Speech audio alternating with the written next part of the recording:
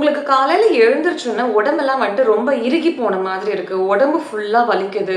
மூட்டுக்கு மூட்டு வந்துட்டு வலிக்குதுன்னு சொல்லுவாங்க. தோள்பட்டை வலிக்குது, முதுகு வலிக்குது, முழங்கால் வலிக்குது, கழுத்து பொடனிலாம் வலிக்குது அப்படின்னு சொல்லிட்டு நெறைய பேர் சொல்லுவாங்க. ஒரு 40, 50 வயசுக்கு முன்னாடியே வந்துட்டு சொல்லுவாங்க இது எல்லாமே.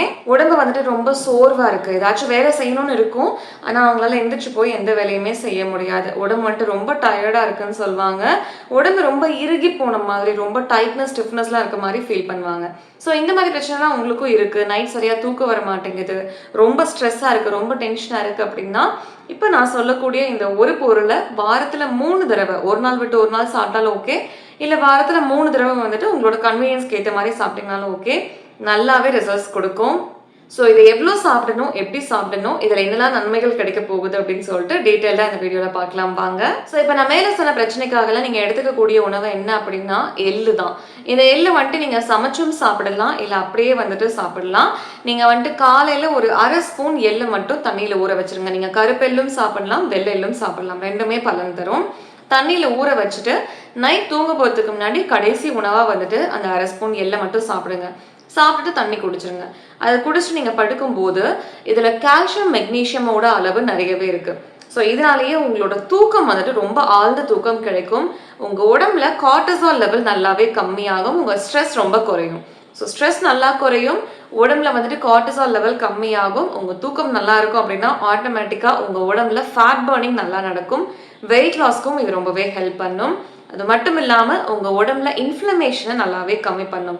ஸோ அதனாலேயே நான் ஏற்கனவே சொன்னேன், உடம்பு இறுகி போன மாதிரி இருக்கிறது, உடம்பு ஃபுல்லாக வலிக்கிற மாதிரி இருக்கிறது, இது எல்லாமே கம்மியாகும். அது மட்டும் இல்லாமல் இந்த எள் நீங்கள் ரெகுலராக சாப்பிடும்போது இது வந்துட்டு உங்களோட டைஜஷனுக்கு ரொம்பவே ஹெல்ப் பண்ணும். இதில் உள்ள நார்ச்சத்து உங்களோட கட் ஹெல்த்தை ரொம்ப நல்லா பார்த்துக்கும். உங்கள் கட் ஹெல்த் நல்லா இருந்ததுனாவே நம்ம குடலில் இந்த ட்ரிப்டோஃபான் அப்படிங்கிற ஒரு விஷயத்தோட ப்ரொடக்ஷன் நல்லாவே இருக்கும்.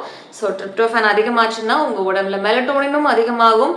மெலட்டோனின் அப்படிங்கிறது உங்கள் தூக்கத்துக்கான ஹார்மோன். ஸோ மெலட்டோனின் நல்லா இருந்துச்சுன்னாவே இரவு நேரத்தில் உங்களோட தூக்கம் ரொம்ப ஆழ்ந்த தூக்கமாக இருக்கும்.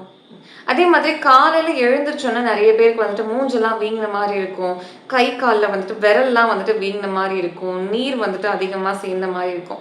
ஸோ அந்த மாதிரிலாம் இருந்துச்சு அப்படின்னாலுமே இதை சாப்பிடும்போது உங்களுக்கு இந்த ஸ்வெல்லிங்னு சொல்லுவாங்க, உடம்புல வந்துட்டு அங்கங்கே வர வீக்கம் எல்லாமே நல்லாவே கம்மியாகும். நல்லா ஞாபகம் வச்சுக்கோங்க, நீங்கள் என்னதான் இதெல்லாம் சாப்பிட்டாலும் தண்ணி நிறைய குடிக்கணும். தண்ணி சரியாக குடிக்கல அப்படின்னா உங்களுக்கு எந்த ரிசல்ட்ஸுமே கிடைக்காது. தண்ணி குடிக்கல அப்படின்னா உங்களுக்கு ஆட்டோமேட்டிக்காக மலச்சிக்கல் மாதிரியான பிரச்சனைலாம் வரும். மலச்சிக்கல் வந்துச்சு அப்படின்னாவே குடல்லையே வந்துட்டு இந்த டாக்ஸின்ஸ், நச்சுப்பொருள் எல்லாமே தங்கிரும்.